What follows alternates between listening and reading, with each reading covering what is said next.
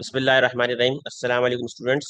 Sir Zeeshan learning network में खुश आमदीद। आज का टॉपिक बहुत आसान सा भी है और सर्कल प्रॉपर्टीज का एक आसान सा टॉपिक मैंने लिया है, जिसको अक्सर स्टूडेंट्स जो है वो इस पर फोकस करते हैं कि ये चीज़ें हमें समझना ज़रूरी है। और वो है सर्कल प्रॉपर्टी में सबसे पहली बात कि एक आर्क लिए और एक आर्क में से जितने भी एंगल सरकमफेरेंस पे हम बनाते हैं वो सब आपस में बराबर होते हैं।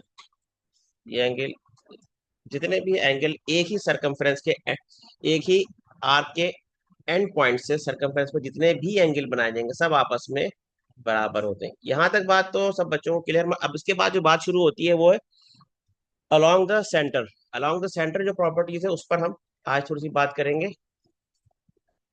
अलोंग द सेंटर प्रॉपर्टीज क्या है कि ऑटोमेटिकली एक सर्कल है आपके पास और उसमें वही सरकमफ्रेंस पे हमने आर्क के एंड पॉइंट से एक एंगल हम सरकमफ्रेंस पे बना रहे हैं और दूसरा एंगल क्या होगा वो अलोंग द सेंटर बना दिया हमने। ठीक है, तो यहाँ पर एंगल क्या होगा, ये अलोंग द सेंटर वो डबल होता है।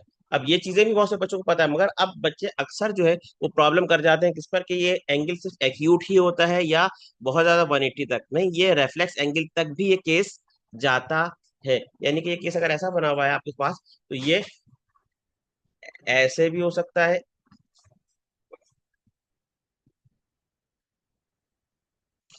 और यानी कि ये क्या हो गया, ये आपका 180 है तो डेफिनेटली आपका ये होगा 90 हो जाता है।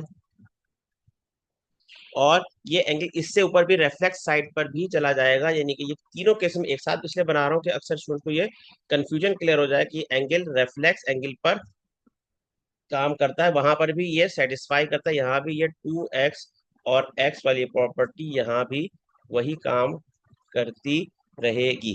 तो ये दिखाना मकसद था। अक्सर लोग इस बच्चे को इसको समझ नहीं पाते हैं, अक्सर ये प्रॉपर्टीज यहीं तक देख करके बात को कंप्लीट करते हैं।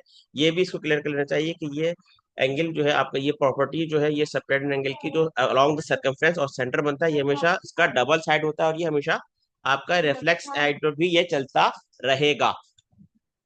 तो बात समझाने की थी कि यहीं पर ये चीजें इसी तरीके से अप्लाई होती रहेंगी और इसको इसी तरीके से फोकस किया जाता है।